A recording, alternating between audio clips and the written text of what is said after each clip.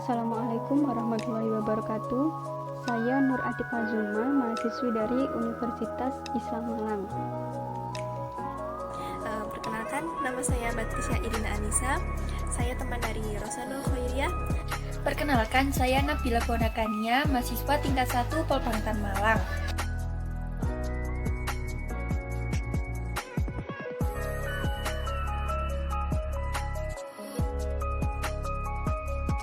Yang saya tahu tentang status kewarganegaraan pemain sepak bola Indonesia yang berasal dari luar negeri itu, mereka sama seperti tenaga kerja asing. Mereka memiliki visa izin tinggal terbatas dan memiliki ITAS, izin terbatas. Biasanya masanya 5 tahun. Nah, setelah lebih dari 5 tahun mereka akan kembali ke negara asalnya, dan apabila kurang dari 5 tahun mereka sudah kembali ke negara asal dan tidak berniat untuk kembali ke negara Indonesia, maka di situ kewarganegaraan mereka kembali ke negara aslinya. Setahu saya, pemain sepak bola asing tersebut termasuk dalam TKA atau tenaga kerja asing. Mereka dapat dipekerjakan di Indonesia hanya dalam hubungan kerja untuk jabatan tertentu dan waktu tertentu. Yang saya ketahui yakni dalam dunia persepak bolaan banyak pemainnya yang berasal dari WNA, bukan WNI. Hal ini dikarenakan banyak kualitas SDM kita yang belum memadai dan lebih baik kualitas dari WNA tersebut.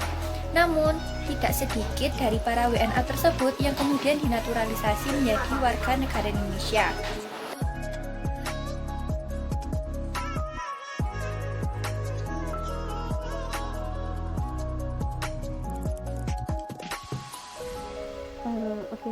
Menurut saya mereka tetap memiliki kewajiban yang sama seperti warga negara Indonesia.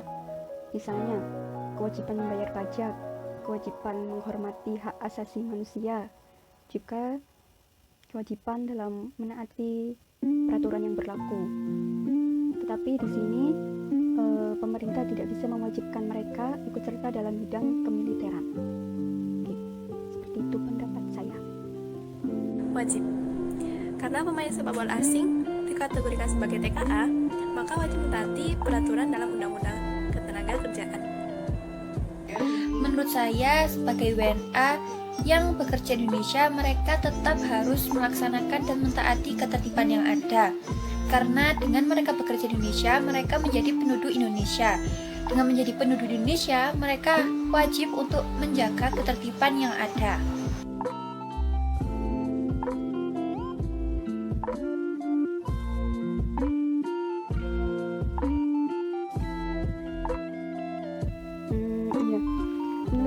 mereka tetap mendapatkan hak yang sama seperti warga negara Indonesia.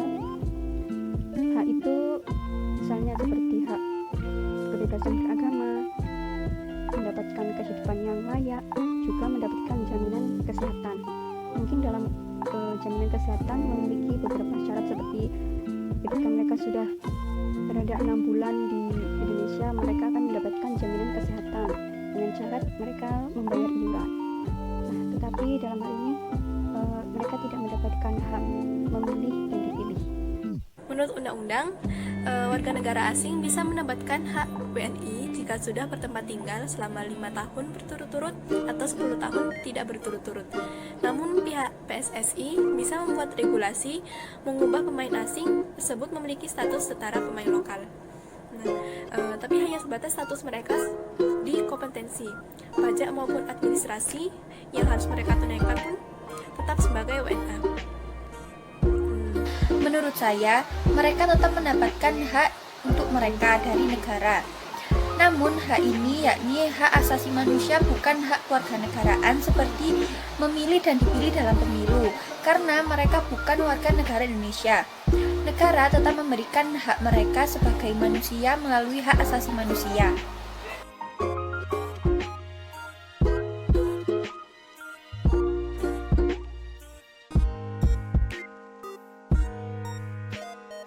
Mereka adalah pemain luar yang dikontrak oleh klub lokal Indonesia untuk permainan sepak bola Indonesia.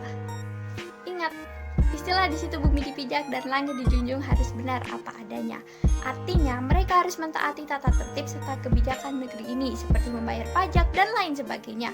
Jangan dikarenakan dia punya privilege, mereka seenaknya menggunakan kesempatan itu seperti kasus Gray, seorang warga USA yang selama di Indonesia tidak mau membayar pajak.